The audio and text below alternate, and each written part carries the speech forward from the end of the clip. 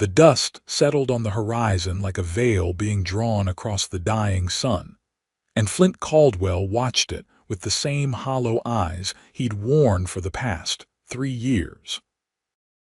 Lonesome didn't begin to describe the emptiness carved into his weathered face as he guided his horse down the main street of Shafter, Texas, a town as defeated as the man who rode into it. The summer of 1874 had been merciless, scorching everything it touched, including what remained of Flint's spirit. At 32, he'd seen enough death to last several lifetimes, first in the war between the states, then as a Texas Ranger, and finally as a drifter taking odd jobs that usually involved his steady hand and the Colt .45 that hung at his side. The gun had become more of a companion than any living soul had been for years. Flint dismounted outside the only saloon in Shafter, tying his dapple gray to the hitching post with practiced movements. The mare, Dust, was perhaps the only creature he'd spoken more than 10 words to in the past month. He patted her neck out of habit rather than affection before pushing through the batwing doors of the establishment. The interior was cool and dark, a blessed relief from the punishing Texas sun. A handful of patrons nursed drinks at scattered tables, and a piano player half-heartedly tapped out a tune in the corner. Flint made his way to the bar, his spurs jangling a melancholy rhythm against the rough-hewn floorboards. "Whiskey," he said to the barkeep, his voice rough from disuse. He slid a coin across the scarred wooden surface, not bothering to make eye contact. The barkeep, a portly man with a graying mustache, placed the glass before him without comment, having served enough men like Flint to recognize when words weren't welcome. Flint had just raised the glass to his lips when the saloon doors swung open again. The abrupt burst of sunlight made him squint, but it wasn't the light that caught his attention. It was a sound so foreign in this temple of quiet desperation that it seemed to come from another world entirely. Laughter. A baby's laughter, bright and bubbling like a spring creek, cutting through the stale air and the haze of tobacco smoke. Flint turned, glass still suspended halfway to his mouth, and for the first time in years, something other than indifference registered in his eyes. A woman stood in the doorway, silhouetted against the bright day outside. Cradled in her arms was a baby, perhaps a year old, with chubby hands reaching upward to touch the mother's face. The infant giggled again, a sound so pure that several of the hard-bitten men in the room turned to look, expressions softening despite themselves. The woman stepped fully into the saloon, and Flint could see her clearly now. She was young, mid-20s perhaps, with honey-brown hair pulled back in a simple knot at the nape of her neck. Her dress was plain but clean, and though there was weariness in the set of her shoulders, her face was alive with warmth as she gazed down at the child. "Pardon me," she said, her voice carrying a slight southern lilt as she approached the bar. "I'm looking for the owner of this establishment." The barkeep raised his hand. "That'd be me, madam, Walter Jenkins. Mr. Jenkins, I'm Nora Walsh. I believe you posted an advertisement for a cook and housekeeper at your boarding house." Flint watched as the barkeep's face registered surprise, then wariness. "That I did, madam, but I wasn't expecting." His eyes flicked to the baby.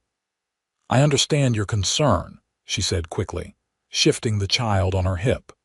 The baby boy for Flint could now see it was a boy with a shock of dark hair continued to smile, revealing 2 tiny teeth in his pink gums. "But I assure you, Thomas won't be any trouble. He's a good baby and I'm a hard worker." Jenkins frowned. "The position requires full attention, Mrs. Walsh. With a little one, miss," she corrected softly, "and I'm accustomed to managing many responsibilities at once." Something in her tone made Flint study her more carefully. There was pride there and determination, but underneath it all, a note of desperation that he recognized all too well. This was a woman at the end of her rope, trying not to show it. Jenkins seemed to be wavering, but before he could respond, the baby twisted in Nora's arms, his bright eyes landing directly on Flint. For a moment, the world narrowed to just that connection, the weathered cowboy and the innocent child regarding each other across a chasm of experience. Then, to Flint's utter astonishment, the baby let out a delighted shriek and reached toward him with grabbing fingers. The gesture was so unexpected that Flint nearly dropped his whiskey. He set it down hastily, feeling heat rise to his face as every eye in the place turned toward him. "I'm sorry," Nora said, attempting to redirect the child's attention. "He's in a friendly phase, takes to strangers sometimes." Flint nodded stiffly, unable to form a response. It had been so long since anyone had looked at him with anything other than suspicion or fear. To be the object of such uncomplicated delight was disorienting. "As I was saying, Miss Walsh," Jenkins continued, "I'm not sure this arrangement would work out. Perhaps in Odessa or El Paso there might be—" "Mr. Jenkins," she interrupted, her voice firmer now. "I've traveled a very long way based on your advertisement, which mentioned nothing about excluding women with children.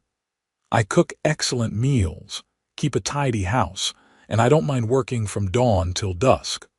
All I ask is a fair chance to prove myself." The baby Thomas was still staring at Flint, his little face breaking into another smile. Flint looked away, uncomfortable with the attention, but found his eyes drawn back despite himself. Jenkins sighed heavily. "I've got 4 permanent boarders, all men working the cattle drives or at the silver mine. They pay good money for peace and quiet when they're not working. A crying baby at all hours won't sit well." "He rarely cries," Nora insisted, though her voice had begun to waver. "Please, Mr. Jenkins." "Just a trial period." Flint could see the barkeep was unmoved. Before he fully realized what he was doing, he heard his own voice break the silence. "I'll vouch for her." The words hung in the air, surprising no one more than himself. Jenkins turned to him with raised eyebrows. "You'll what, Caldwell?" Flint cleared his throat, committed now. "I said I'll vouch for her, and the boy." Nora looked at him with wide, startled eyes. "Sir, you don't even know me." "No, I don't," Flint agreed, feeling increasingly out of his depth. "But I know Jenkins here needs a cook badly enough that he's been complaining about it for 2 weeks. And I know his current boarders have been threatening to move to Mrs. Peterson's place in Willow Creek if they have to eat his biscuits one more time." A low chuckle rippled through the saloon. Jenkins's face reddened. "That's beside the point, Caldwell." "I don't think it is." Flint stood, his full height just over 6 feet, giving his words additional weight. "Give the lady a week. If it doesn't work out, I'll personally see to finding her other arrangements." Nora's expression was a mixture of gratitude and wariness, as if she couldn't decide whether to thank him or question his motives. The baby, however, had no such reservations. He let out another delighted laugh and bounced in his mother's arms. Jenkins looked between them, then threw up his hands in defeat. 1 week, he conceded. "The room at the back of the boarding house, it's small, but it'll fit you and the little one." Relief washed over Nora's face. "Thank you, Mr. Jenkins. You won't regret it. See that I don't." Jenkins gestured toward the door.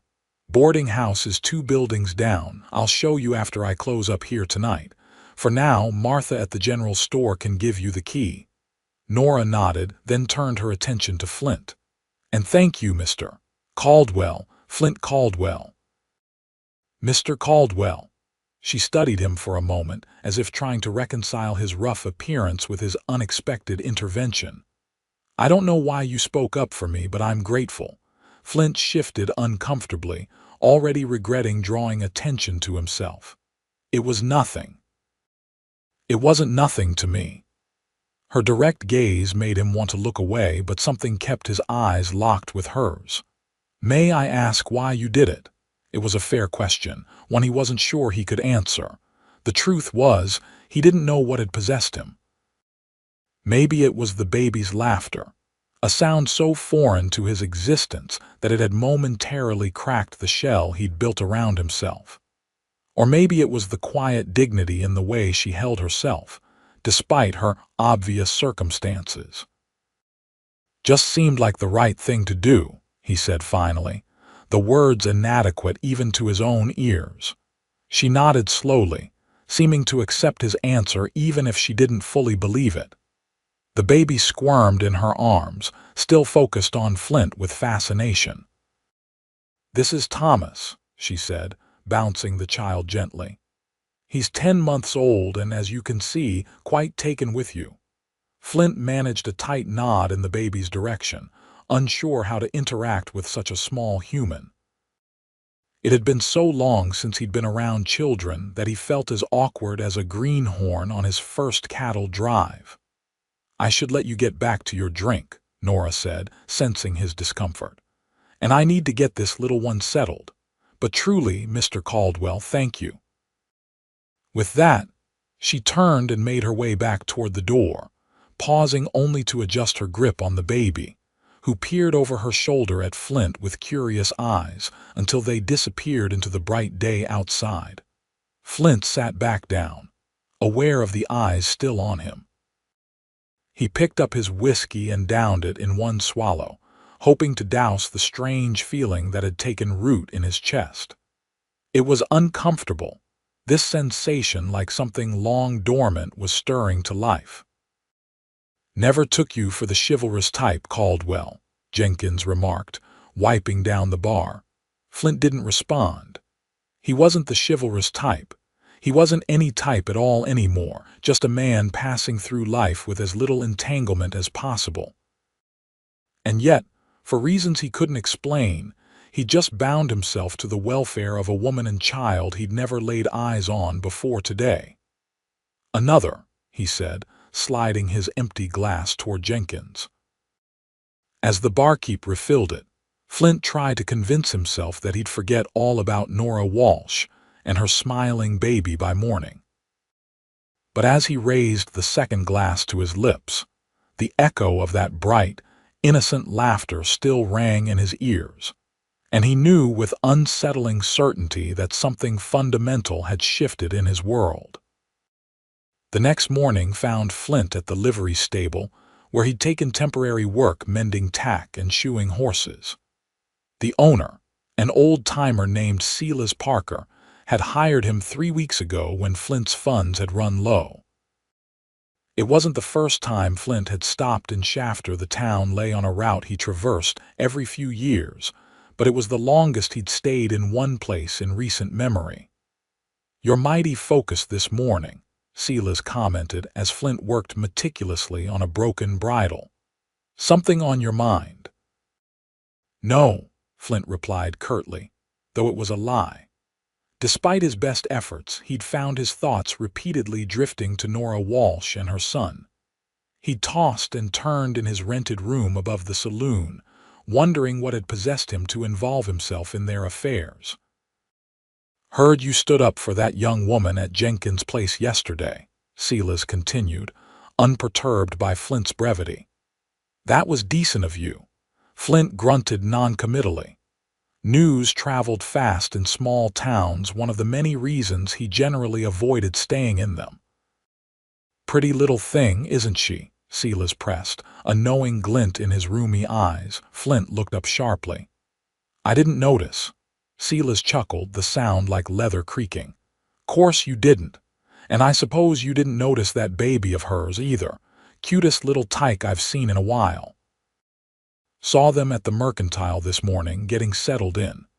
Despite himself, Flint felt a tug of curiosity. "Jenkins gave her the job then, for a trial period, from what I gather." Silas settled onto a nearby stool, clearly ready for a chat. "Martha at the store was saying the young lady came all the way from Georgia. Widow, apparently. Husband was killed in some kind of accident last year. A widow. That explained the desperation Flint had sensed beneath her composed exterior. A woman alone with a child had few options in these parts or anywhere for that matter. Shame, Flint said, returning his attention to the bridal. But it's not my concern. No, then why'd you vouch for her? When Flint didn't answer, Silas shrugged and stood. Well, whatever your reasons, you did a good turn. God knows this town could use more kindness in it.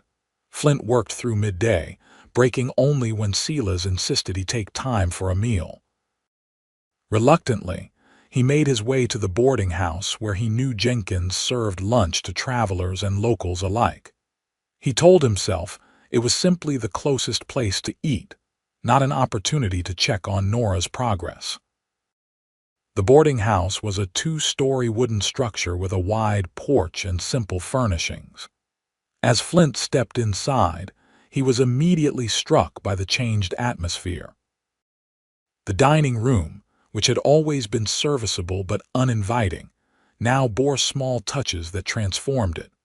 Fresh wildflowers in jars on each table, curtains pulled back to let in the sunlight, and most noticeably, the aroma of home cooking that made his stomach growl in response. Several tables were already occupied, the diners looking more content than Flint had ever seen at one of Jenkins's meals. He took a seat in the corner, his back to the wall out of long habit, and surveyed the room. A moment later, the kitchen door swung open, and Nora emerged carrying a tray loaded with plates. She wore a simple blue dress with an apron tied around her waist, her hair secured in the same neat knot as yesterday. Despite having clearly been working since dawn, she looked composed and moved with graceful efficiency as she served the waiting customers. The baby, Flint noted, was seated in a makeshift pen fashioned from chairs in the corner of the room. Thomas was contentedly playing with wooden spoons and a small stuffed horse, occasionally babbling to himself. As Flint watched, the child looked up and with uncanny awareness spotted him immediately. The baby's face lit up with a wide, gummy smile. Flint found himself nodding slightly in acknowledgement before he could stop himself. The gesture made the baby bounce excitedly, dropping his toys to reach toward Flint with grabby hands. "Well, well," came a voice beside him, "if it isn't our local guardian angel." Flint turned to find Jenkins standing there, a bemused expression on his face. The barkeep gestured to the chair across from Flint. "Mind if I join you?" Without waiting for an answer, Jenkins sat, his eyes following Flint's previous line of sight to Nora, who was now refilling a customer's coffee cup. "I have to hand it to you, Caldwell. You've got good instincts. The woman can cook like nobody's business." Had a full house for breakfast this morning and word spread. Lunch crowds twice what it usually is. Flint made a non-committal sound, uncomfortable with the implied credit. "The little one's well behaved, too," Jenkins continued. "Hardly makes a peep unless he's laughing." "Don't know what I was worried about." Before Flint could respond, Nora approached their table, her cheeks flushed from the kitchen heat. She looked surprised to see Flint but recovered quickly. "Mr. Caldwell," she said with a warm smile, "I was hoping I'd see you again to properly thank you." Flint shifted in his seat. "No need for thanks. Nevertheless, you have my gratitude." She turned to Jenkins. "Mr. Jenkins, if you don't mind, I've prepared a special plate for Mr. Caldwell as a token of appreciation." Jenkins raised his eyebrows but nodded. "By all means. Your cooking's bringing in more business than I've had in months. I'll be right back." Nora hurried back to the kitchen, returning moments later with a heaping plate of roasted beef, potatoes with gravy, and fresh cornbread. She set it before Flint with a flourish. "It's nothing fancy, but I noticed you didn't come in for breakfast, so I thought you might appreciate a hearty lunch." The simple kindness of the gesture caught Flint off guard. He couldn't remember the last time anyone had gone out of their way to do something special for him. "Thank you," he managed, the words rusty from disuse. She beamed at him, and something in his chest tightened unexpectedly. "Enjoy it while it's hot," she said, then turned at the sound of Thomas beginning to fuss. "Excuse me, gentlemen. My little man is getting hungry himself." As she walked away to attend to her son, Jenkins leaned forward. "You're a lucky man, Caldwell. Most folks around here have to pay for a meal that good." Flint didn't respond, instead taking a bite of the roast beef. It was perfectly seasoned and tender enough to melt in his mouth. The potatoes were buttery, and the gravy rich with flavor. Even the cornbread, something he usually found bland and dry in most establishments, was moist and slightly sweet. Across the room, Nora had picked up Thomas and was bouncing him gently while speaking to another customer. The baby peered over her shoulder, his eyes once again finding Flint. This time, the child waved a chubby hand in what seemed like deliberate greeting. Without thinking, Flint raised his own hand in a small wave back. The simple exchange felt foreign to him. He couldn't recall the last time he'd interacted with a child, let alone one too young to speak. Yet there was something disarming about the baby's uncomplicated interest in him. "Looks like you've made a friend," Jenkins observed, following Flint's gaze. Flint returned his attention to his meal, uncomfortable with Jenkins's scrutiny. "He's just a baby, probably waves at everyone."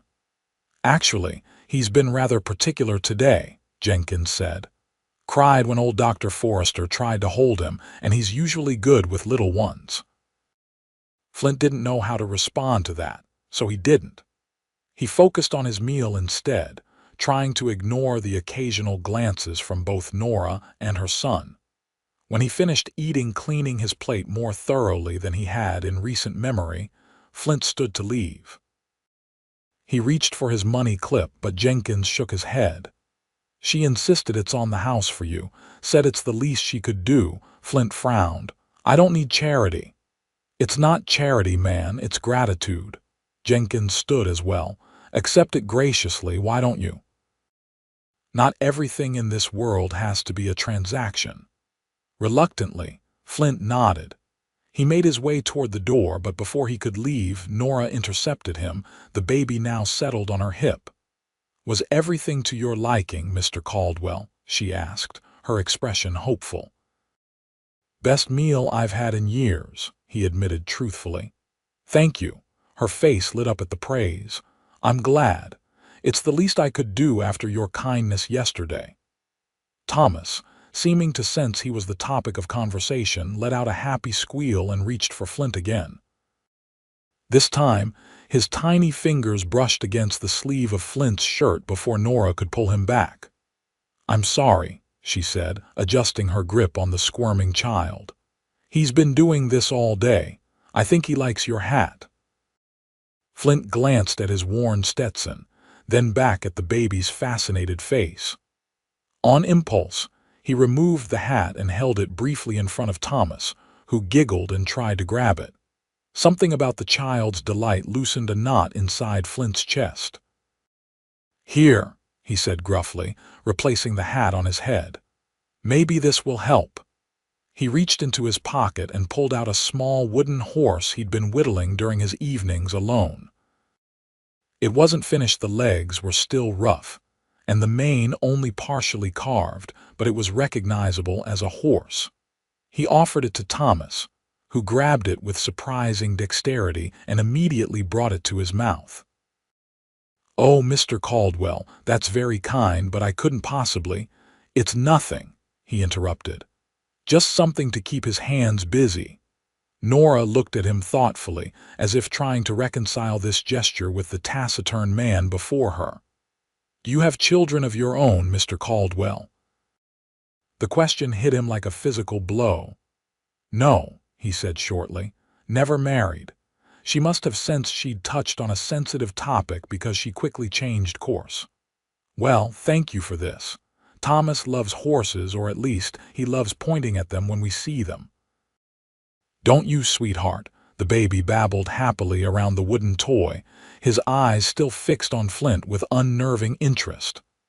I should get back to work, Flint said, suddenly needing to escape the unfamiliar warmth of this interaction. Of course. But please come back for dinner. I'm making apple pie for dessert, Nora said, her expression open and inviting. Flint hesitated, then nodded once before heading for the door. As he stepped back into the harsh sunlight, he felt oddly disoriented, as if he'd briefly visited another world, one where simple kindnesses were exchanged and babies laughed for no reason other than pure joy. He made his way back to the livery, his thoughts in turmoil. There was something about Nora Walsh that unsettled him, though he couldn't put his finger on what. Or perhaps what unsettled him was his own reaction to her and to her son.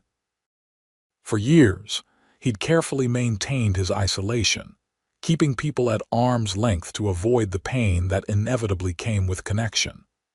Yet in the span of a day, a woman and her child had somehow slipped past his defenses without even trying. The realization made him uneasy, like discovering a door left unlocked in dangerous territory. As he picked up his tools and returned to work, Flint told himself firmly that he would not be going back for dinner. Nora Walsh had Jenkins and the other boarders to look after her now. She didn't need him complicating matters. But even as he thought it, he knew he was lying to himself. The prospect of apple pie and the chance to see that baby smile again was already drawing him back like a beacon in the dark. True to his internal debate, Flint did not appear for dinner that evening. He worked later than necessary at the livery, then slipped into the saloon through the back entrance, taking his meal there instead. He told himself it was better this way, cleaner. He'd done his good deed, and now it was time to step back before he became entangled in their lives.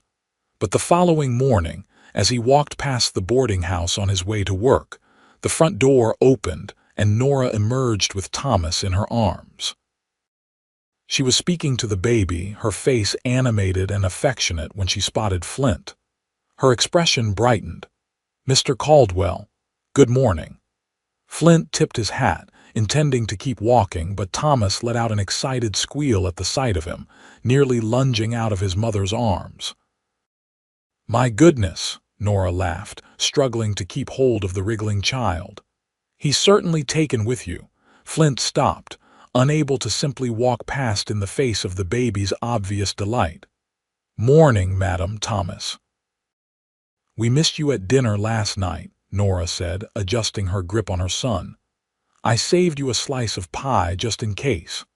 The simple thoughtfulness of the gesture caught him off guard. "That was kind of you. It was the least I could do." She hesitated, then added, "Mr. Jenkins mentioned you've been staying in town for a few weeks. Are you passing through, or do you have business in Shafter?" "Just passing through," Flint said, though he realized he'd been in Shafter longer than he'd initially planned. "Picked up some work at the livery until I move on." "I see." Was there disappointment in her voice, or was he imagining it? "Well, Thomas and I were just heading to the mercantile for supplies. Would you like to join us? I could use a strong pair of hands." Flint knew he should decline. Getting more involved with Nora and her son went against every instinct for self-preservation he'd developed over the years. And yet, looking at the hopeful expression on her face and the baby's uncomplicated delight, he found himself nodding. "I've got some time before Silas expects me," he heard himself say. They walked together down the dusty main street, an unlikely trio that drew curious glances from the townsfolk. Flint was acutely aware of how they must look the rough-edged drifter alongside the young widow and her child, as if they belonged together. "So, Mr. Caldwell," Nora said as they approached the mercantile, "what brought you to Shafter in the first place?" Flint considered his answer carefully. His reasons for wandering weren't something he discussed with anyone. "Just following the work," he said finally. "Been moving around since the war ended." "The war? You fought Confederate cavalry," he said shortly. "Wasn't much of a choice where I come from." She nodded thoughtfully. "My father and brothers fought as well. My oldest brother didn't come home." Her voice held old pain, but not directed at him. "It changed everything for so many families." "That it did." Flint held the door of the mercantile open for her, grateful for the chance to change the subject. "What supplies do you need?" "Flour, sugar, coffee, and a few spices," Nora replied, shifting Thomas to her other hip. "Mr. Jenkins has given me free rein with the kitchen, and I want to try some new recipes." As they moved through the store, Flint noticed how efficiently Nora selected her items, checking prices carefully and making substitutions where necessary. She clearly knew how to manage limited resources, a skill he recognized from his own lean years. Thomas, meanwhile, continued to watch Flint with fascination, occasionally reaching out when Nora brought him close enough. After the third such attempt, Flint surprised himself by offering his finger to the baby, who promptly grabbed it with surprising strength. "He's got a good grip," Flint observed. Nora smiled. "He's strong for his age. Been that way since he was born. Must be difficult raising him on your own." Her smile faltered slightly. "It has its challenges, but he's worth every one of them." Flint hesitated, then asked the question that had been at the back of his mind. "Your husband, was he from Georgia as well?" Nora's expression grew guarded. "Yes, we married young. He worked at a lumber mill." She busied herself examining a tin of baking powder. "There was an accident." "Thomas was only 4 months old." "I'm sorry." The words felt inadequate, but they were sincere. "Thank you." She met his eyes briefly, and he saw in them a resilience that matched his own, forged in different fires but tempered to the same strength. "After Frank died, there wasn't much left for us in Savannah. My parents are gone and Frank's family." She trailed off, then squared her shoulders. "I saw Mr. Jenkins's advertisement in a newspaper that passed through town. It seemed like Providence." Flint nodded, understanding the need to leave painful memories behind. He'd been doing the same thing for years, though he'd never managed to outrun his own ghosts. By the time they'd gathered all her supplies, Flint's arms were laden with packages. Thomas had finally succumbed to sleep against his mother's shoulder, his little hand still clutching the wooden horse Flint had given him. As they walked back toward the boarding house, Nora spoke again, her voice soft so as not to wake the baby. "I never asked what brought you to the livery." "Are you good with horses, Mr. Caldwell?" "Flint," he said, surprising himself. "You can call me Flint. And yes, I've always had a way with horses. Worked as a wrangler, trainer, sometimes a farrier. Animals make more sense than people most days." She smiled at that. "Flint, then." "And I'm Nora, please. Mrs. Walsh makes me feel like my mother-in-law." The slight joke caught him off guard, and he found the corner of his mouth lifting in what might almost be a smile. "Nora," he repeated, testing the name. They reached the boarding house, and Flint carried the supplies to the kitchen, as Nora directed. The room was warm and already bore the imprint of her presence, a small vase of wildflowers on the windowsill, herbs hanging to dry, a rocking chair pulled close to the stove where she could sit with Thomas while cooking. "Would you like some coffee?" she offered as he set down the last package. "It's fresh, and I've just made some cinnamon rolls." Every instinct told Flint to decline, to retreat back to the familiar safety of his solitude.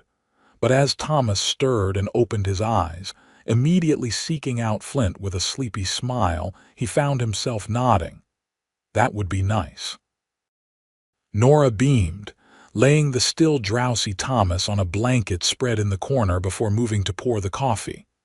Flint stood awkwardly for a moment, then sat at the small table by the window. "Cream or sugar?" she asked. "Black is fine." She handed him a steaming cup, then placed a plate with a large cinnamon roll before him. The pastry was still warm, glistening with sugar and spice. "Try it," she urged. "I haven't made these since I left Georgia." Flint took a bite and couldn't suppress a sound of appreciation. The roll was perfect, soft inside with a slight crispness to the exterior, the cinnamon and sugar balanced with what might have been a hint of nutmeg. "This is outstanding," he said honestly, her face flushed with pleasure at the compliment. "Thank you. Cooking has always been a comfort to me, even in the hardest times." They sat in surprisingly comfortable silence for a few moments, Flint savoring the roll while Nora sipped her own coffee. Thomas had rolled onto his stomach and was pushing himself up, apparently determined to crawl toward them. "He's getting more mobile by the day," Nora observed fondly. "Soon he'll be walking, and then I'll really have my hands full." Flint watched the baby's determined efforts with unexpected interest. "He seems like a good boy." "He is." Nora's expression softened as she looked at her son. "He's my whole world now." The simple statement carried the weight of everything she'd lost and everything she was fighting to build. Flint understood that kind of devotion, though it had been many years since he'd allowed himself to care so deeply about anything or anyone. Thomas finally reached Flint's boot and pulled himself to a sitting position, looking up with triumph. Before Flint could react, the baby had grabbed onto his pant leg and was attempting to pull himself to standing. "He's using you as practice furniture," Nora laughed. "I can take him if he's bothering you." "He's fine," Flint said, surprising himself again. He watched as Thomas wobbled on unsteady legs, clutching the fabric of his pants for support. The baby looked up at him with such trust and expectation that Flint found himself reaching down to steady him with a gentle hand. The moment felt significant somehow, as if some invisible barrier had been crossed. Thomas bounced happily, secure in Flint's light grip, while Nora watched them with an expression Flint couldn't quite interpret. The clock on the wall chimed 9, breaking the spell. Flint reluctantly withdrew his hand and stood. "I should get to the livery.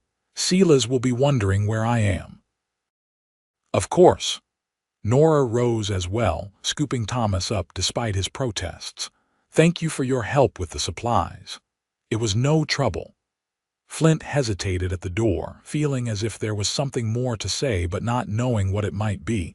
Nora seemed to sense his uncertainty. "Will you come for dinner tonight? I promise to set aside another piece of pie." Against his better judgment, Flint nodded. "I'll be there." As he walked to the livery, Flint tried to make sense of the strange lightness in his chest. It had been so long since he'd experienced anything resembling happiness that he barely recognized the feeling. But there was no denying that the morning spent in Nora and Thomas's company had awakened something he'd thought long dead. And for the first time in years, the prospect of the day ahead felt like something more than just another series of hours to endure. Silas looked up with surprise when Flint finally arrived at the livery. "Beginning to think you weren't coming in today," the old man remarked. "Not like you to be late." "Had some business to attend to," Flint replied vaguely, hanging his hat on a peg and rolling up his sleeves. "Business, eh?" Silas's weathered face creased with a knowing smile. "Would that business happen to involve a pretty widow and her boy?" Flint shot him a warning look. "Just helped her carry some supplies from the mercantile. Mighty neighborly of you." Silas handed him a set of horseshoes. "Bay mare in the third stall needs these fitted. Owner's picking her up at noon." Grateful for the chance to focus on familiar work, Flint set about his task, letting the rhythm of it clear his mind. By midday, he'd shod the bay mare, mended 2 saddles, and mucked out several stalls. The physical labor was comforting in its predictability. unlike the confusing tangle of emotions that Nora and Thomas stirred in him. As he worked on cleaning a set of tack near the open doors of the livery, a commotion from the street caught his attention. Looking up, he saw a group of riders entering town, 5 men on trail-worn horses, their manner suggesting they'd been traveling hard. Something about the leader of the group, a tall man with a shock of red hair and a scar bisecting his left eyebrow, triggered a distant memory in Flint's mind. He'd seen this man before, though he couldn't immediately place where. The riders dismounted outside the saloon, and Flint returned to his work, though he kept one eye on the newcomers. Shafter saw its share of drifters and cowboys passing through, especially during the cattle drive season, but something about this group put his instincts on alert. Silas ambled over, following Flint's gaze. "New faces in town," he observed. "Don't recognize any of them." Flint kept his tone neutral, though his mind was working to place that familiar face. The afternoon passed without incident, and as the workday drew to a close, Flint found himself anticipating dinner at the boarding house with unexpected eagerness. He finished his tasks, cleaned up as best he could, and was about to head out when Silas stopped him. "Got something for you," the old man said, reaching beneath the counter. He pulled out a small cloth bag and handed it to Flint. "Candy sticks, for the little one." Flint stared at the bag, caught off guard by the gesture. "What's this for?" Silas shrugged. "Just seems like that baby's brought some light back into your eyes. Figured I'd contribute to the cause." "I don't know what you're talking about," Flint said stiffly, though he accepted the bag. "Course you don't," Silas chuckled. "Just tell Nora they're from a friend if you're too stubborn to take credit." Flint left the livery with the candy in his pocket, his thoughts churning. Was it so obvious, the effect that Nora and Thomas had on him? He'd spent years cultivating a demeanor that kept people at a distance. The idea that a woman he barely knew and her infant son could so easily penetrate that barrier was unsettling. As he approached the boarding house, the sound of Thomas's laughter drifted through the open windows, clear and bright in the evening air. Despite himself, Flint felt the tension in his shoulders ease at the sound. The dining room was busier than the day before, nearly every table occupied. Flint hesitated in the doorway, suddenly conscious of his work-worn appearance among the mostly clean-looking diners. Before he could reconsider, Nora spotted him from where she was serving a table. Her face brightened immediately, and she made her way over to him. "You came," she said, as if she genuinely doubted he would. "I've saved you a seat in the corner. Thomas has been watching the door for the past hour." Sure enough, the baby was in his makeshift pen again, and at the sight of Flint, he began bouncing excitedly, his little hands reaching upward. "I'm not exactly presentable," Flint said, gesturing to his dusty clothes. "Maybe I should—" "Nonsense," Nora interrupted. "Everyone here works for a living. Besides, I saved that seat specifically because it's a bit removed from the others." She led him to a small table partially screened by a potted plant, where a single-place setting waited. As Flint sat down, she disappeared briefly into the kitchen, returning with a plate heaped with roast chicken, vegetables, and fresh bread. "Eat while it's hot," she said, setting it before him. "I'll bring Thomas over. He's been wanting to see you all day." Before Flint could protest, she had retrieved the baby and returned to his table. Thomas immediately lunged for Flint, almost toppling out of Nora's arms in his enthusiasm. "My goodness," Nora laughed, struggling to keep hold of him. "I've never seen him like this with anyone." Flint's hands were halfway raised before he realized what he was doing. He hesitated, then extended them fully. "May I?" Surprise flickered across Nora's face, but she nodded and carefully transferred Thomas to Flint's waiting arms. The weight and warmth of the child felt foreign, yet somehow right as Flint settled him on his knee. Thomas immediately reached up to pat Flint's cheek with his small hand, babbling happily as if telling him about his day. "I think he's missed you," Nora said softly. Flint found himself bouncing his knee gently, earning a delighted giggle from Thomas.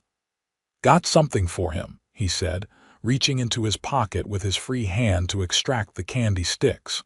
"From Sela's at the livery. Said they were for the little one." Nora's expression softened.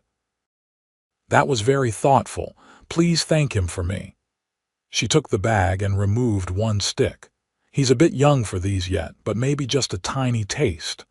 She broke off a small piece and let Thomas suck on it briefly. The baby's eyes widened at the sweet flavor, and he smacked his lips appreciatively. "I think that's a success," she laughed, storing the rest away. "Now, you eat your dinner before it gets cold. I need to attend to the other tables, but I'll be back." As she moved away, Flint found himself in the novel position of trying to eat one-handed while keeping a wriggling baby secure on his knee. Thomas seemed content to stay there, occasionally reaching for Flint's plate, but mostly just watching him with those bright, curious eyes. The other diners cast occasional glances their way, some curious, others approving. Flint ignored them, focusing instead on the unexpected pleasure of sharing his meal with this small human who seemed so inexplicably drawn to him. When Nora returned some time later, she found Thomas half asleep against Flint's chest, one tiny fist clutching the collar of his shirt. "I'm so sorry," she said quietly. "I didn't mean to abandon him with you for so long." "It's fine," Flint assured her, surprising himself with how much he meant it. "He's no trouble." Nora sat in the chair opposite him, her expression thoughtful. "You're good with him. Have you spent much time around children?" The question stirred memories Flint usually kept buried of a younger brother who'd looked up to him with similar trust, of promises made and broken by circumstances beyond his control. "Not recently," he said at last, "but I had siblings growing up." She seemed to sense there was more to the story but didn't press. Instead, she reached for Thomas.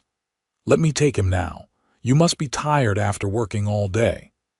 As Flint carefully transferred the drowsy baby back to his mother, their hands brushed, and he felt an unexpected jolt at the contact. Nora must have felt it too, for her eyes met his with startled awareness before she quickly looked away. "I saved that pie for you," she said, her voice slightly breathless. "Would you like it now, or would you prefer to take it with you?" "Now would be fine," Flint replied, suddenly reluctant for the evening to end. She nodded and left to retrieve it, Thomas cradled against her shoulder. When she returned with the pie, a generous slice of golden apple filling encased in flaky crust she had composed herself. "I've been meaning to ask," she said as she placed the dessert before him. "How long do you plan to stay in Shafter?" It was a question Flint had been asking himself all day. His original plan had been to move on within a month, continuing his aimless wandering as he had for years. But now the prospect of leaving held none of its usual appeal. "Not sure," he admitted. "Depends on the work, I suppose. Sela seems to value you at the livery. It's temporary." Even as he said it, Flint wondered if it had to be. "What about you? Will you stay on with Jenkins after your trial period, if he'll have me?"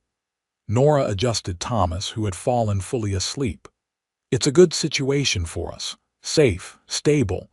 Those things are precious when you have a child." Flint nodded, understanding. Safety and stability were luxuries he denied himself for years, preferring the freedom of movement that kept his ghosts at bay. But watching Nora with her son, he found himself questioning whether that freedom was worth the loneliness that accompanied it. "I should put him to bed," Nora said, rising.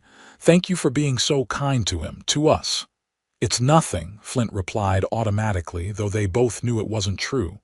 "Well, whatever it is, it means a great deal." She hesitated, then added, "Good night, Flint." "Good night, Nora." As she carried Thomas away, Flint savored the last bites of his pie, aware that something fundamental had shifted in his world. For the first time in years, he found himself looking forward to tomorrow not as another day to endure, but as an opportunity to see Nora and Thomas again. The realization should have frightened him. Instead, it settled in his chest with surprising warmth, like embers long banked suddenly coaxed back to life. Over the next few days, a pattern emerged. Flint would stop by the boarding house for breakfast before work, where Thomas would greet him with increasing excitement. In the evenings, he'd return for dinner, often finding himself with the baby on his knee while Nora served the other customers. After closing, the three of them would sit in the kitchen while Nora prepared for the next day, talking quietly or sometimes just existing comfortably in each other's company. It was a domesticity Flint had never experienced, even before the war had shattered his former life. There was a simplicity to it, a rightness that both comforted and terrified him.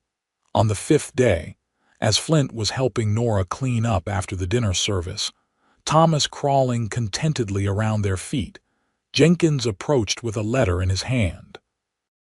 "Got some news, Miss Walsh," he said, his expression unreadable. "Just received word from a friend in Dallas.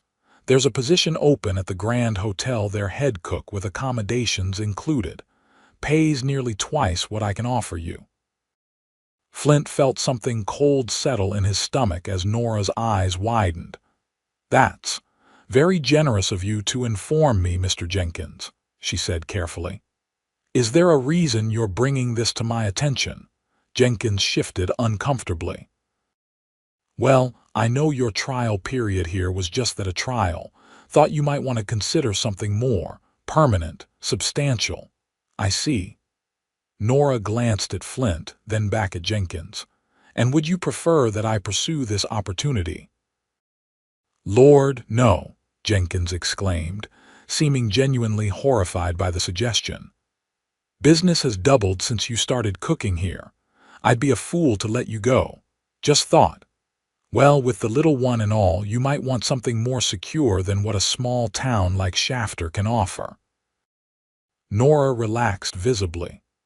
"I appreciate your consideration, Mr. Jenkins, but I believe Thomas and I have found exactly what we need right here." Her eyes met Flint's briefly, and he saw in them a question he wasn't sure he was ready to answer. Jenkins nodded, looking relieved. "Glad to hear it. In that case, consider your position permanent with a raise to boot. Can't have Dallas stealing my cook away." After he left, a silence fell between them. Thomas, oblivious to the tension, had crawled to Flint's feet and was pulling himself up by his pant leg again, babbling happily. "You should consider it," Flint said at last, the words feeling like stones in his mouth. "Dallas would have more opportunities for both of you." Nora studied him, her expression unreadable. "Is that what you think I should do, leave Shafter?" The question hung between them, loaded with implications neither had dared voice. Flint looked down at Thomas, who was beaming up at him with complete trust, and felt a surge of something powerful and frightening. "I think," he said carefully, "that you should do what's best for you and Thomas." "And what if what's best for us is staying right here?" Her voice was steady, but Flint could see vulnerability in her eyes. Before he could respond, the front door of the boarding house burst open, and one of the ranch hands who took his meals there rushed in. "Miss Walsh, is Caldwell still here?" Flint stepped forward. "What is it, Pete?" "Trouble at the saloon," Pete said breathlessly. "That new group that rode in a few days back, they're drunk and picking fights. Silas sent me to find you, said you might be able to help calm things down before someone gets killed." Flint's mind immediately went to the red-haired man he'd been trying to place. "I'll come." He turned to Nora, who had gathered Thomas into her arms. "Stay here. Lock the doors." The concern in her eyes made something twist in his chest. "Be careful," she said softly.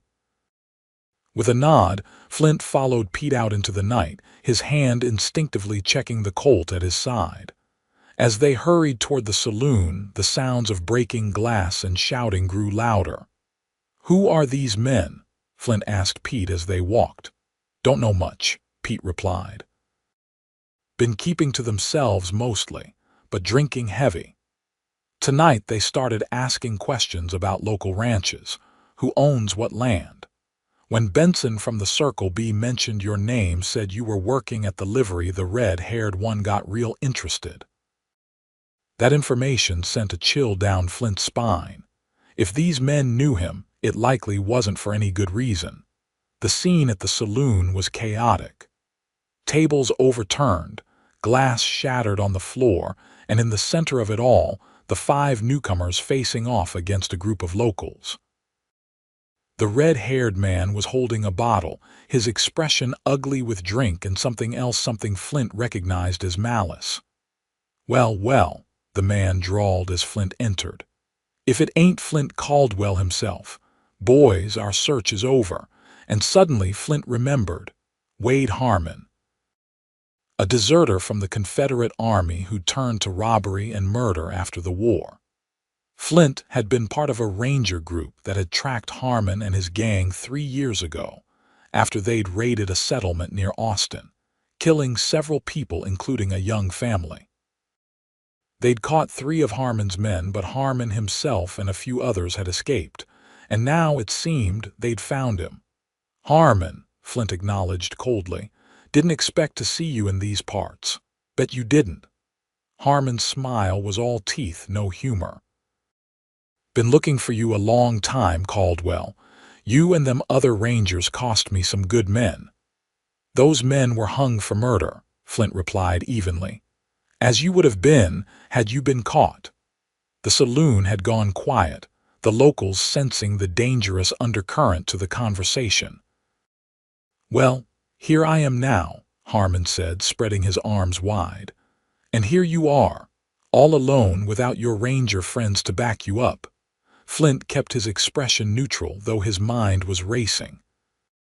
If Harmon had tracked him here, it meant trouble not just for him, but potentially for everyone in Shafter, especially those he'd grown close to. "I'm not a ranger anymore, Harmon. Haven't been for years. Whatever grudge you're holding, it's with the law, not with me."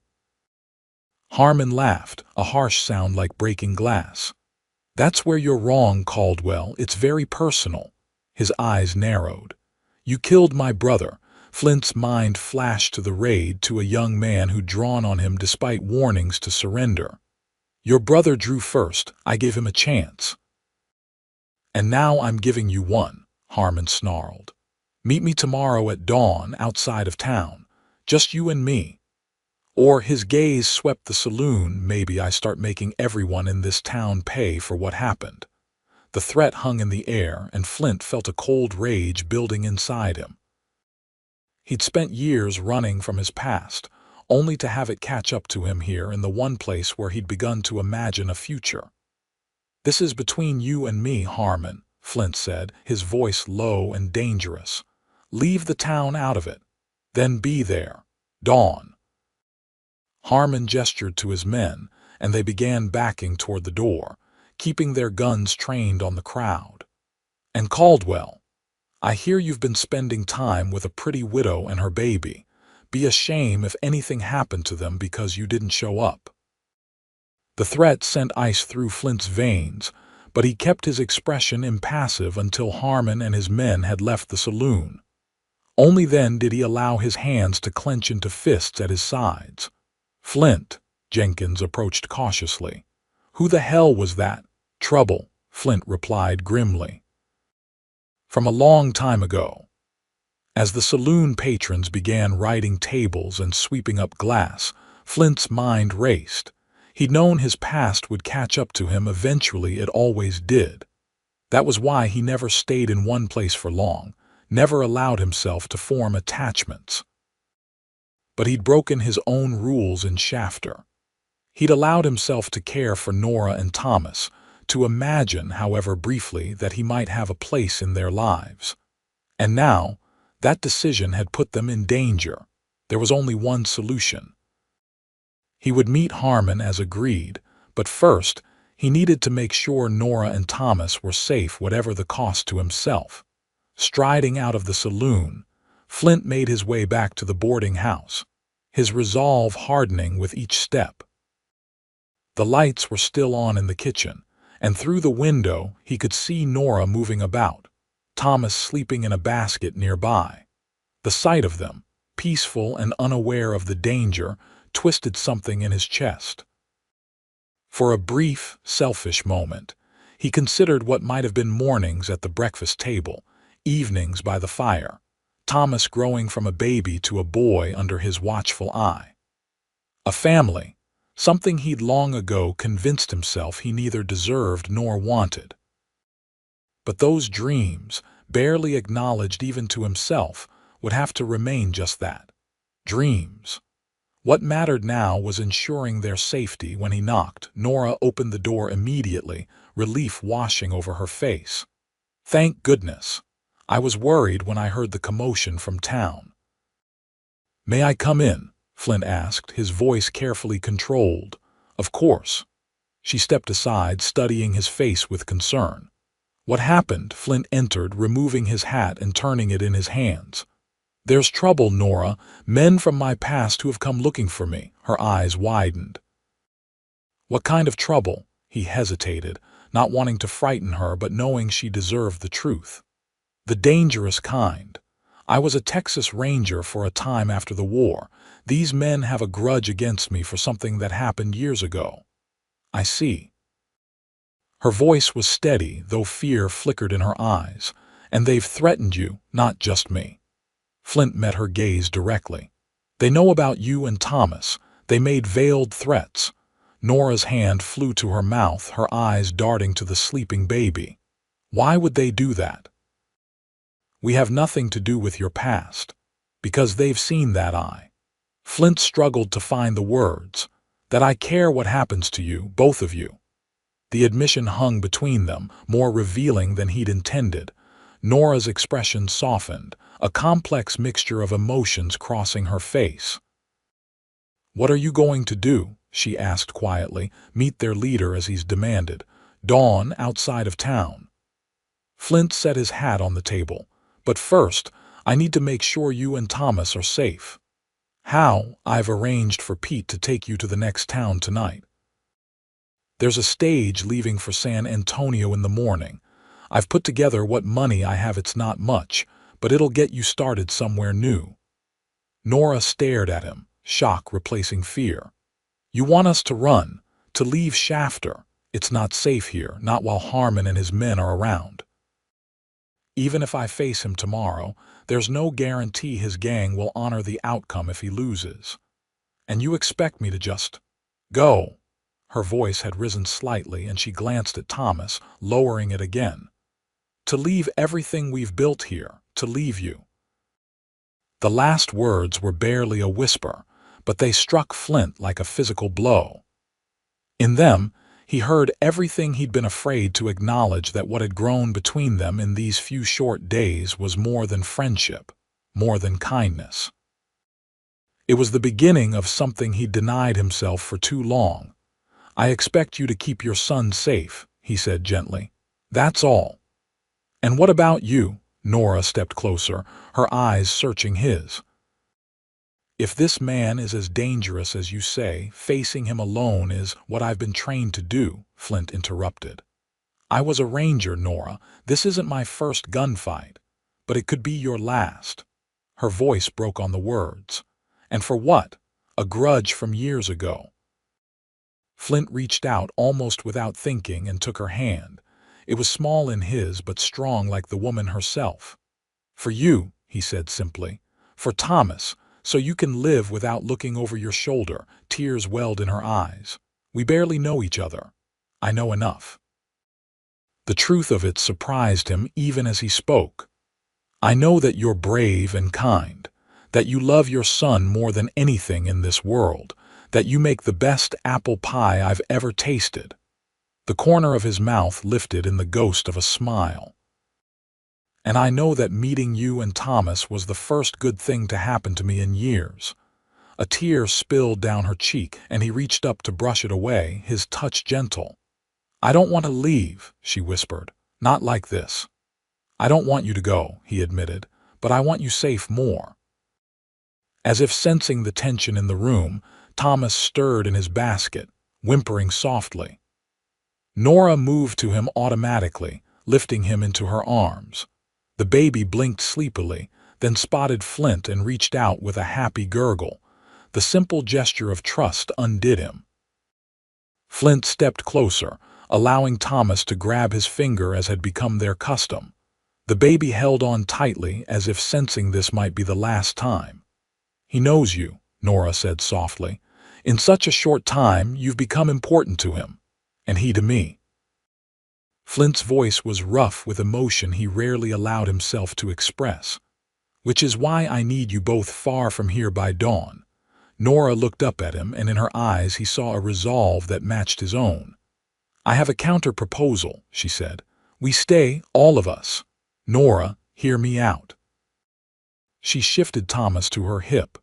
"You go to the sheriff, tell him about these men and their threats. Get the law involved." Flint shook his head. "Shafter's sheriff is elderly and half-blind, and Harmon has 4 men with him. It would be a bloodbath. Then send for help from the nearest ranger station. They wouldn't arrive in time, and Harmon would know I'd sent for them." Flint sighed heavily. "There's no clean way out of this, Nora. I've been running from my past for years, and now it's caught up with me. The best I can do is face it on my terms and make sure you and Thomas don't get caught in the crossfire." She was quiet for a long moment, studying his face as if committing it to memory. "And if you win this confrontation, what then?" The question caught him off guard. He'd been so focused on ensuring their safety that he hadn't allowed himself to consider what might come after if there was an after. "I don't know," he admitted. "I hadn't thought that far ahead." "Then let me give you something to think about." Nora stepped closer, until they were separated only by the baby between them. "Come back to us, Flint. Whatever happens tomorrow, find your way back to us." The words were both a plea and a promise, and they reached something deep inside him that had been dormant for too long.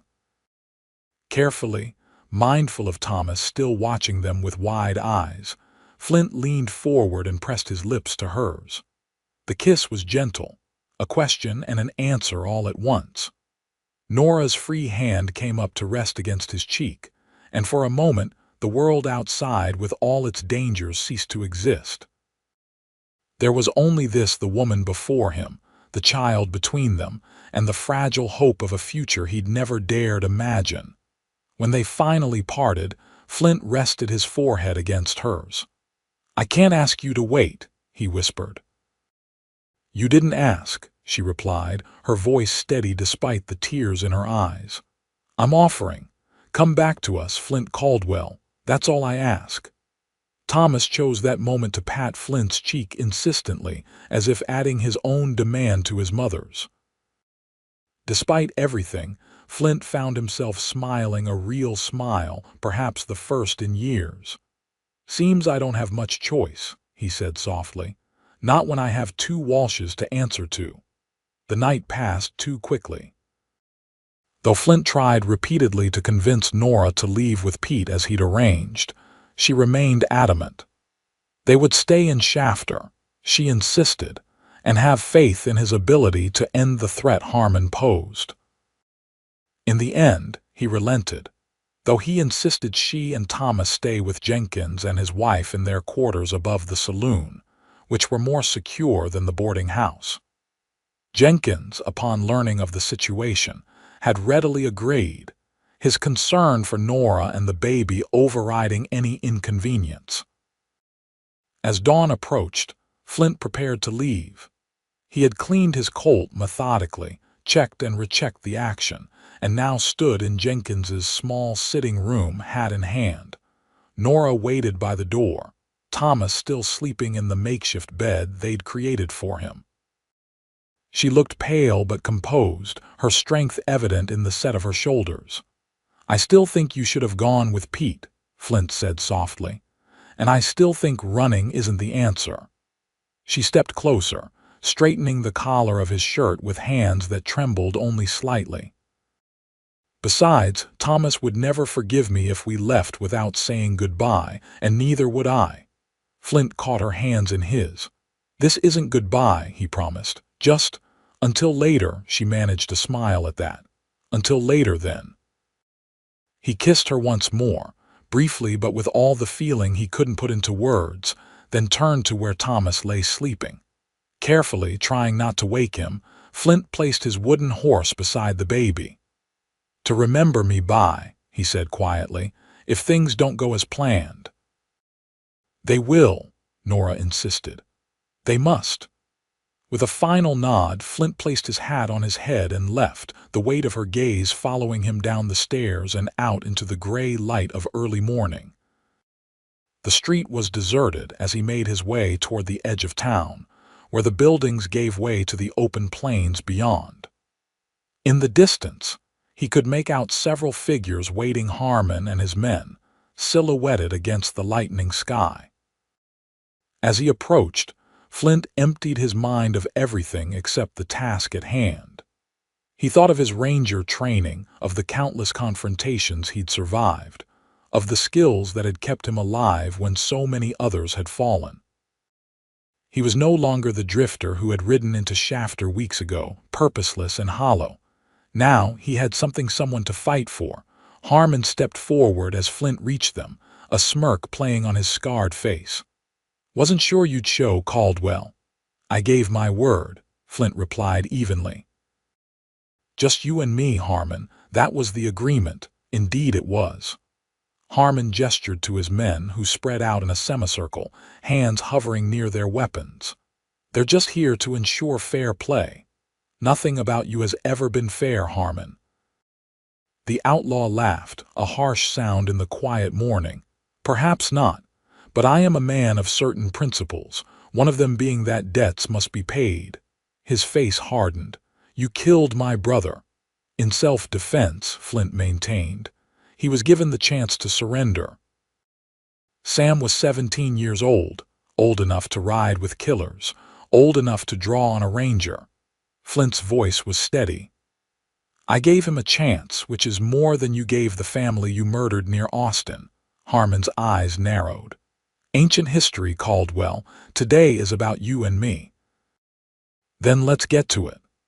They faced each other across 20 paces of hard-packed dirt, the rising sun at Harmon's back, a tactical choice that put Flint at a disadvantage with the light in his eyes. But Flint had expected as much, and had positioned himself slightly angled to reduce the effect. On three, Harmon suggested, his hand hovering near his holster. Flint nodded once, his own hand relaxed at his side. He took a deep breath, letting calmness wash over him. In his mind, he saw Nora's face, heard Thomas's laughter. Come back to us, she had asked, and he intended to. One, Harmon called, his voice carrying in the still morning air. Flint flexed his fingers slightly, preparing. Two. He drew a steady breath, time seeming to slow around him, but before Harmon could call three, the sound of hoofbeats broke the tension. Both men turned to see a group of riders approaching fast from the east, at least 10 of them, the morning sun glinting off badges pinned to their chests. Rangers. Harmon cursed viciously, his hand going to his gun. You called for backup. You lying. I didn't, Flint interrupted, genuinely surprised by the ranger's appearance. But even as he spoke, understanding dawned. Jenkins must have sent for them days ago when your group first arrived in town. The approaching rangers slowed, their leader calling out, Wade Harmon. You and your men are surrounded. Drop your weapons. Harmon's face contorted with rage and desperation. For a terrible moment, Flint thought he would draw anyway, forcing a firefight that would likely end with blood soaking the ground. But then, surprisingly, Harmon's shoulders sagged. Another day, Caldwell, he said, his voice low and menacing as he slowly raised his hands. This isn't over between us. "It is for now," Flint replied, relief washing through him even as he maintained his guard. The Rangers closed in, efficiently disarming Harmon and his men. Their captain, a grizzled veteran named Hollister whom Flint recognized from his own Ranger days, approached with a nod of greeting. "Caldwell, been a while." "Captain Hollister, your timing is impeccable," Hollister grunted. "Got a telegraph from the saloon keeper here 3 days ago. Said a group of rough types had ridden in, asking questions about a former Ranger. Figured it might be Harmon's gang. We've been tracking them since they hit a bank in Amarillo last month." As the Rangers secured their prisoners, Flint glanced back toward town. In the distance, he could make out figures watching from the edge of Shafter, one of them unmistakably Nora, with Thomas in her arms. "You planning to ride with us, Caldwell?" Hollister asked, noticing the direction of his gaze. "Could use a man of your experience." Flint considered the offer for a moment. Once, the idea of returning to the Rangers would have appealed to him, the structure, the purpose, the familiar camaraderie. But now, looking toward the woman and child waiting for him, he knew his path lay elsewhere. "I appreciate the offer, Captain," he said sincerely, "but I think I've found where I belong." Hollister followed his gaze, understanding dawning in his weathered face. "Settled down, have you? Never thought I'd see the day." "Neither did I," Flint admitted with a faint smile. "Life has a way of surprising you." After giving his statement to Hollister and ensuring that Harmon and his men were securely in custody, Flint walked back toward town. With each step, the weight that had burdened him for years seemed to lift a little more. As he drew closer, Nora handed Thomas to Jenkins and ran to meet him, her face alight with relief and something that made his heart swell in his chest. Without a word, she threw herself into his arms, holding him tightly as if afraid he might disappear. Flint held her just as fiercely, burying his face in her hair and breathing in the scent of her lavender and kitchen spices and home. "You came back," she whispered against his chest. "I promised I would." She pulled back slightly to look at his face, her eyes searching for any sign of injury. "What happened?" "Those men on horseback, Rangers," Flint explained. "Jenkins sent for them days ago, apparently. Harmon and his men are in custody. They won't bother us again." "Us," she repeated, her smile brightening. "I like the sound of that." Before Flint could respond, Jenkins approached with Thomas squirming excitedly in his arms. At the sight of Flint, the baby let out a delighted shriek and nearly launched himself from Jenkins's grip. Laughing, Flint took the baby, who immediately patted his face with both hands as if checking that he was real. The simple, unconditional affection of the child filled Flint with a joy so intense it was almost painful. "Hello, little man," he said softly. "Did you miss me?" Thomas responded with excited babbling, his tiny fingers clutching at Flint's shirt collar. Nora watched them, her eyes shining with unshed tears. "He knew you'd come back," she said. "He never doubted it for a moment." Jenkins cleared his throat, looking both awkward and pleased. "Well, I'll leave you folks to your reunion. Miss Walsh, take the day off. I can manage breakfast service this once." As Jenkins headed back toward the boarding house, Flint shifted Thomas to one arm and offered his free hand to Nora. She took it without hesitation, her fingers lacing with his. "What happens now?" she asked, her voice soft with hope and uncertainty. Flint looked at her, then at Thomas, who was contentedly playing with a button on his shirt. For the first time in years, the future didn't loom before him as an empty road to nowhere. Instead, it stretched out bright with possibility. "Now," he said, "we begin." A month passed, and Shafter settled back into its usual rhythms. The excitement of the Rangers' arrival and the capture of Harmon's gang had given the townsfolk something to talk about for weeks. But eventually, New gossip took its place, primarily the blossoming relationship between the quiet cowboy from the livery and the pretty widow who cooked at Jenkins's boarding house. Flint had moved from his room above the saloon to a small house on the edge of town, a two-room cabin with a front porch and a view of the distant hills. Silas had arranged it, knowing the owner was looking to sell before moving to California. The price had been fair, the location ideal, and with some work, Flint had made it comfortable for a family. Though Nora and Thomas still lived at the boarding house, they spent most evenings at the cabin, helping Flint turn it into a home. Nora had sewn curtains for the windows and brought plants to brighten the porch. Thomas had his own corner in the main room, filled with toys Flint had carved for him, and a small rocking chair Silas had contributed. On this particular evening, as summer gave way to fall, they sat on the porch watching the sunset. Thomas was asleep in Flint's arms, exhausted from an afternoon of helping Flint build a fence around the small yard. "He adores you," Nora said softly, watching them from her rocking chair. "I've never seen him take to anyone the way he has to you." Flint looked down at the sleeping child, marveling at the trust implied in the way Thomas had curled against his chest. "The feeling is mutual," he admitted. "He's a remarkable boy." "Like his father," Nora said, then hesitated. "Frank was a good man, Flint, but he wasn't. He wasn't as natural with Thomas as you are. He tried, but he was always a bit afraid of doing something wrong." It was the first time she'd spoken in detail about her late husband.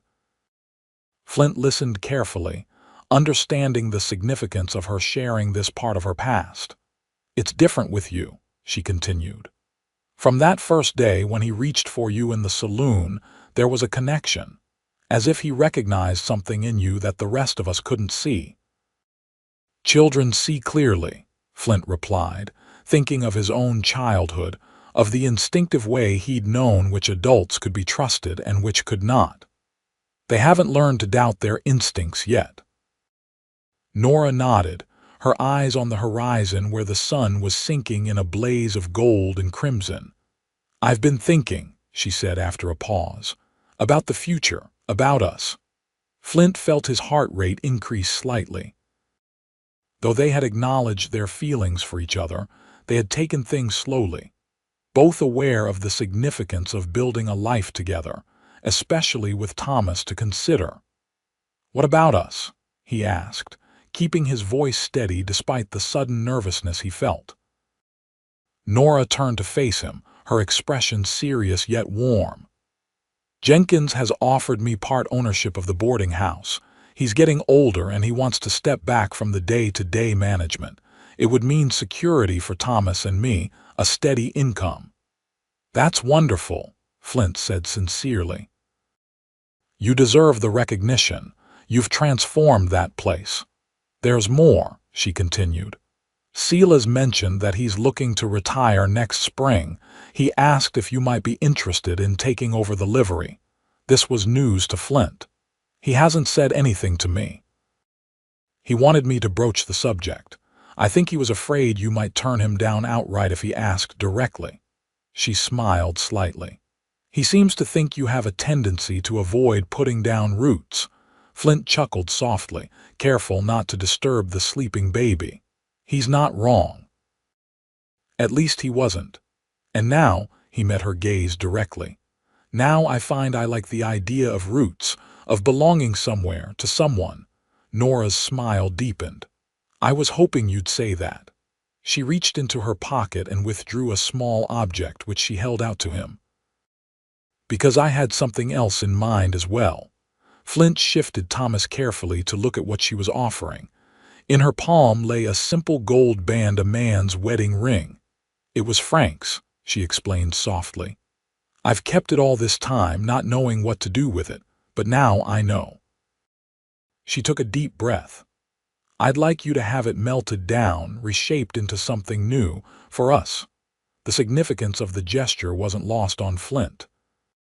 She was offering not just a future together, but an acknowledgement of their shared past, her grief, his wandering, both now transformed into something hopeful.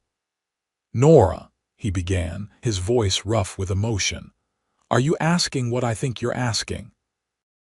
"I'm asking if you'll marry me, Flint Caldwell," she said, her eyes shining in the fading light. "If you'll be a father to Thomas, a husband to me, if you'll build a life with us here in Shafter." For a moment, he couldn't speak, overwhelmed by the journey that had brought him to this moment. From the hollow, joyless drifter who had ridden into town to the man, he was now a man capable of love, of hope, of imagining a future bright with possibility. "Yes," he said finally, the word carrying the weight of all he felt. "Yes to all of it." Nora's smile was radiant as she leaned over to kiss him, careful not to disturb Thomas. When she pulled back, there were tears in her eyes, but they were tears of joy. "I never expected this," she whispered. "When I came to Shafter, I was just looking for safety, for a way to provide for my son. I never imagined I'd find love again." "Neither did I," Flint admitted. "I'd convinced myself I didn't need it, didn't want it. And then you walked into that saloon with Thomas laughing in your arms, and everything changed." As if hearing his name, Thomas stirred slightly in his sleep, his small hand clutching Flint's shirt. The simple, trusting gesture filled Flint's heart to overflowing. "When?" he asked, nodding toward the ring still in Nora's palm. "When would you like to marry?"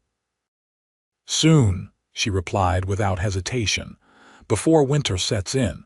Just a small ceremony. Jenkins has offered to host it at the boarding house." "Whatever you want," Flint said, meaning it completely. After years of solitude, the idea of building a life with Nora and Thomas filled him with a contentment he had never thought possible. They sat in comfortable silence as the last light faded from the sky, stars emerging one by one in the vast Texas night. Tomorrow would bring preparations for their future discussions with Silas about the livery, with Jenkins about the boarding house, with the local minister about the wedding. But for now, in this moment, there was just this: the woman he loved, the child who had claimed his heart, and the quiet certainty that he had finally found his way home.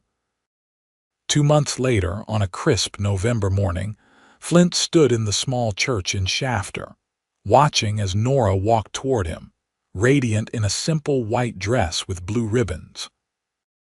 Thomas, now almost a year old, was perched on Silas's knee in the front pew, dressed in a tiny suit that matched Flint's own. As Nora reached him, taking his hands in hers, Flint marveled at the journey that had brought them here. From strangers to family in the span of a few short months, their lives intertwined as if they had always been meant to find each other. "Dearly beloved," the minister began, his voice filling the small church where it seemed all of Shafter had gathered to witness their union. Flint barely heard the words, lost in Nora's eyes, in the promise of the life they would build together.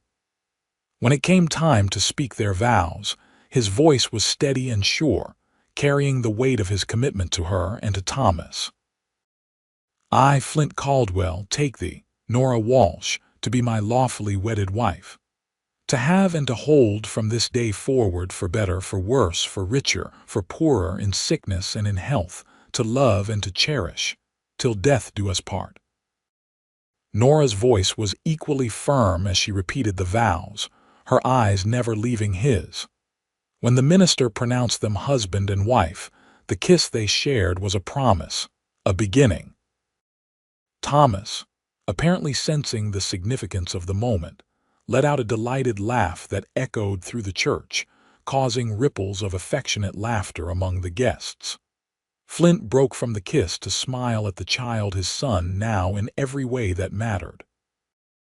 The celebration that followed at the boarding house was warm and joyful, with food Nora had prepared in advance and music provided by local musicians. Thomas was passed from arm to arm, though he frequently reached for Flint, who found himself holding the boy through much of the festivities. As evening approached, Jenkins clinked a glass for attention. "A toast," he called, raising his drink. "To Flint and Nora Caldwell, who have reminded an old cynic like me that it's never too late for new beginnings. And to young Thomas, who had the good sense to recognize a fine man when he saw one, even before the rest of us did."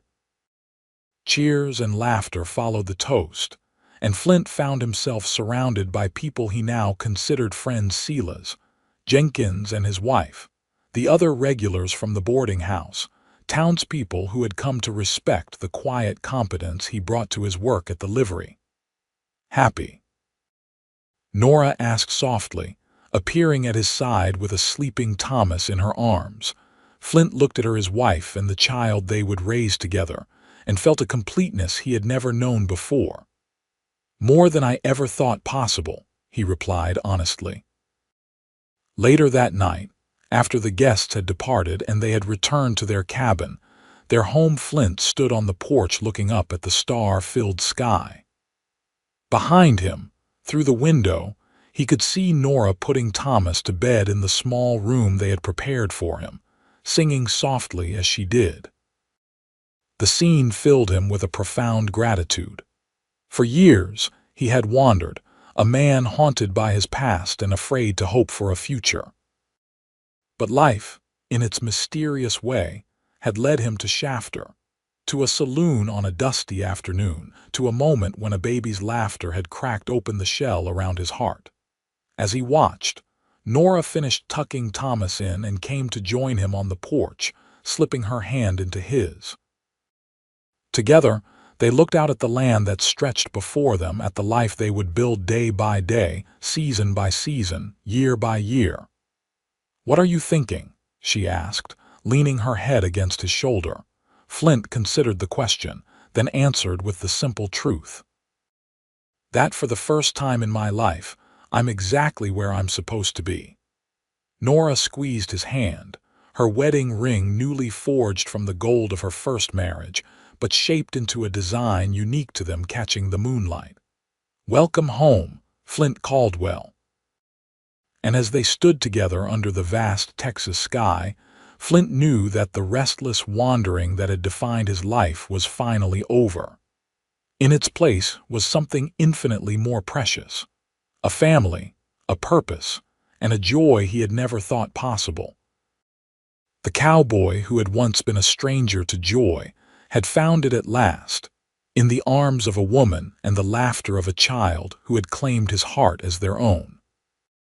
5 years later, Flint stood on the porch of their expanded home, watching as Thomas, now a sturdy 6-year-old with his mother's smile and a confidence born of being deeply loved, taught his 3-year-old sister, Emma, how to rope a wooden post. The little girl's face was scrunched in concentration, her dark curls bouncing as she tried to mimic her big brother's technique. "Easy, Emma," Thomas instructed with the patience Flint had instilled in him. "Just like Pa showed us. Let the rope do the work." The sight of them together filled Flint's heart with a quiet pride. Though Thomas was not his by blood, the bond between them was as real and deep as any father and son could share. From the moment Flint had adopted him officially after the wedding, Thomas had been his boy in every way that mattered. And Emma, born 2 years after they married, had her father wrapped firmly around her tiny finger from the moment she'd first opened her eyes and fixed them on his face with the same direct gaze Thomas had once given him in a saloon long ago. "They're getting good," Nora said, coming to stand beside him with their newest addition, 8-month-old James, nestled in her arms. The baby was dozing, his cheek pressed against his mother's shoulder, one small hand clutching her dress. "Thomas is a natural teacher," Flint replied, slipping an arm around her waist. "Gets that from you." Nora leaned into him, her body fitting against his with the familiar comfort of years spent together. "I'd say he gets his patience from his father. You're the one who sits for hours teaching him to whittle, to track, to ride." Flint smiled, still sometimes amazed by how easily she referred to him as Thomas's father, how completely they had become a family. He makes it easy. Both of them do. The livery had flourished under Flint's management, expanding to include a small horse breeding operation that was gaining recognition throughout the county. Nora, meanwhile, had transformed the boarding house into Shafter's premier establishment, adding rooms and hiring staff to meet the growing demand as the town prospered. Their life together had not been without challenges. There had been a drought 2 years back that had tested every rancher and business in the area. There had been the time Emma had fallen ill with fever, leaving them sleepless for days as they tended to her. And occasionally, nightmares from Flint's past would still surface, leaving him restless and haunted until Nora's gentle presence brought him back to the present.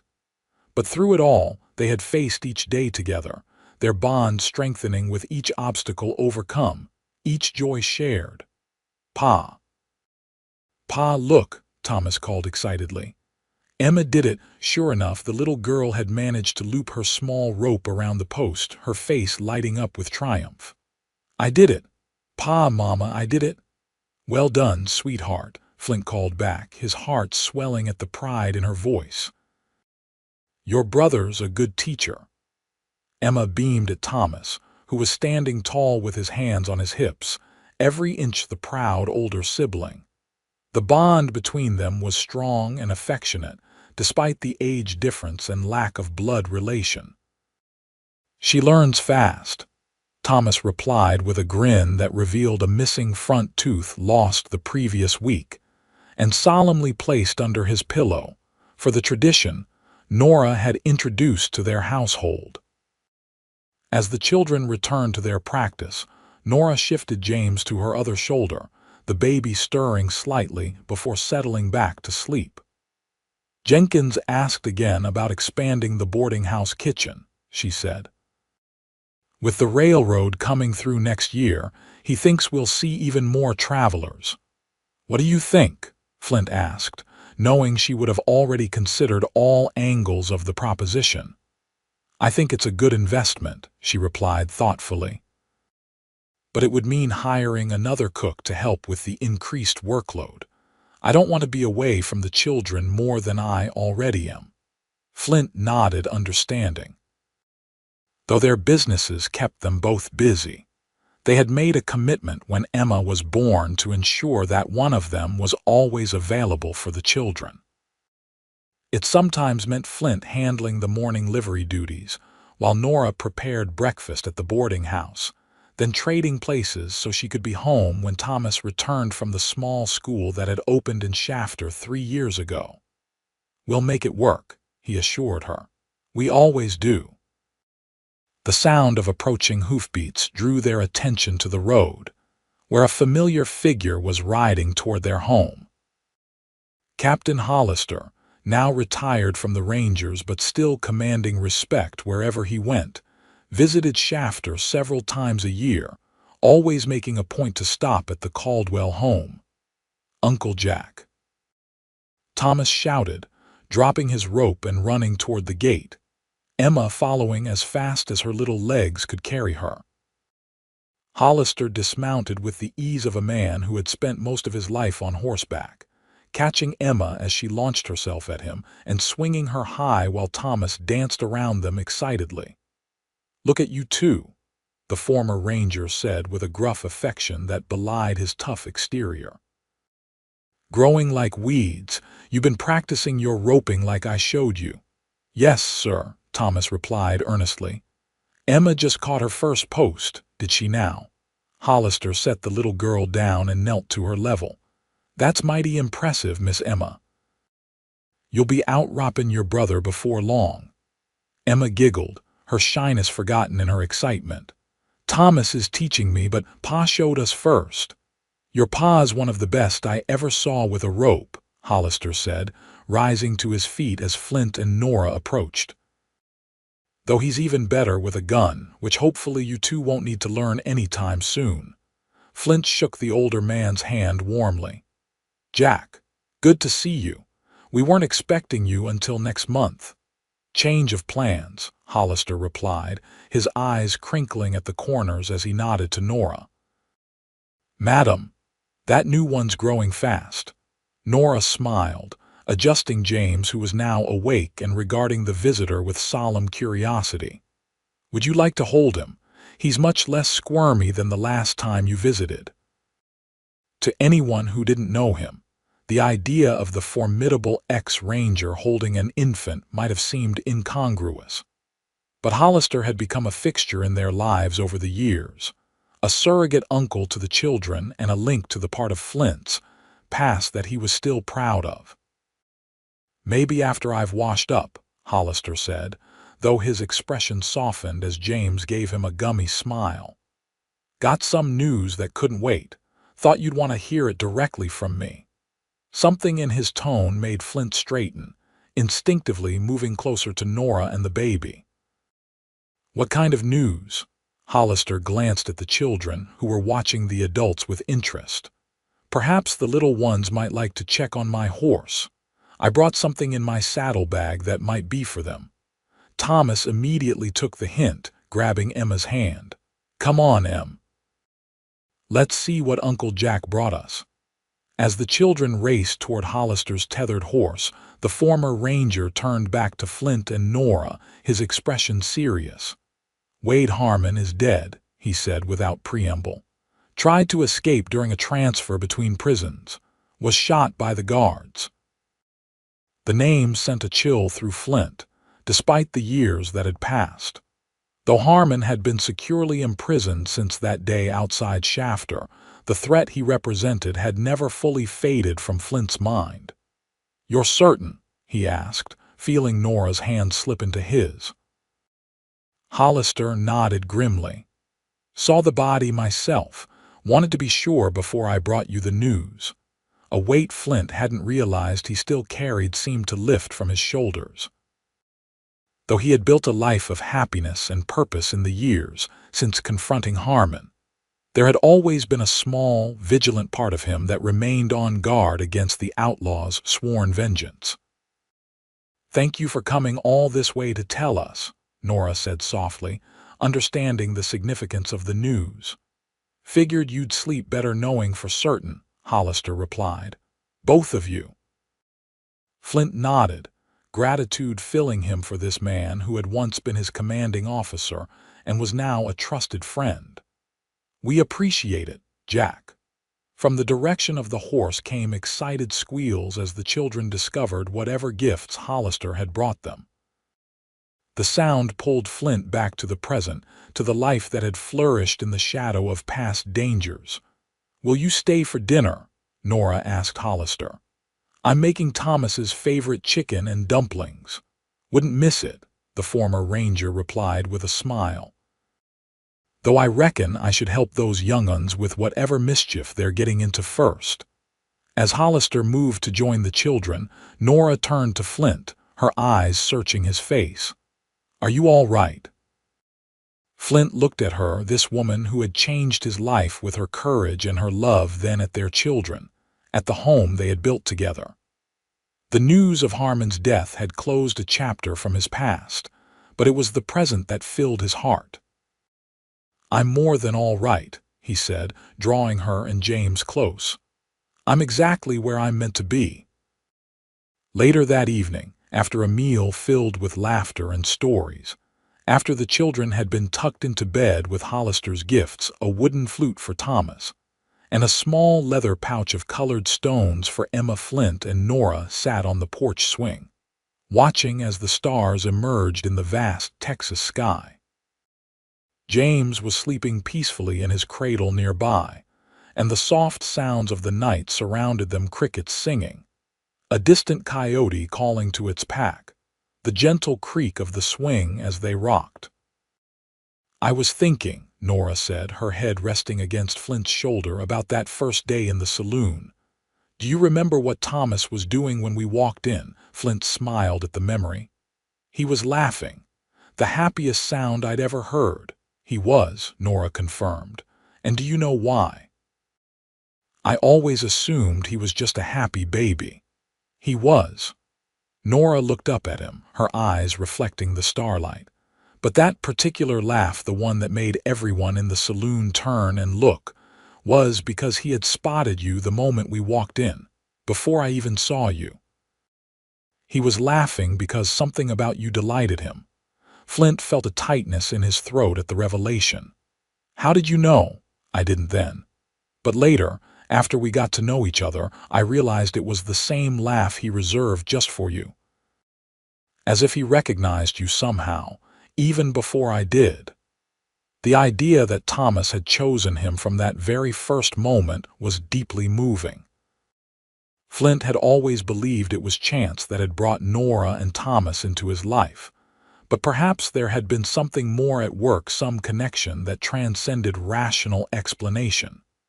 "Children see things adults miss," he said softly, echoing his words from years ago. "They trust their instincts," and his instincts led him straight to you. Nora reached up to touch his face, her fingers tracing the lines that were now more from laughter than hardship. Just as mine did. Flint turned to press a kiss into her palm, overwhelmed by the blessing that was his life. From the solitary, joy-starved man he had once been to the husband and father he now was, it was a transformation he could never have imagined before Nora walked into that saloon with Thomas laughing in her arms. "I love you," he said simply, the words carrying the depth of all he felt. "And I love you," she replied. "Always." As they sat together beneath the stars, surrounded by the home and family they had built, Flint Caldwell knew with absolute certainty that he had found the rarest treasure of all, not gold or silver or land, but love. The kind of love that heals old wounds, that builds new dreams, that transforms a life once defined by loneliness into one overflowing with joy. And it had all begun with a baby's laughter and a mother's courage, with a chance encounter that had changed everything. For a man who had once been a stranger to joy, Flint Caldwell had found it in abundance in the arms of his wife, in the laughter of his children, in the life they shared together in this small corner of the vast Texas frontier. And he would be grateful for that blessing every day for the rest of his life.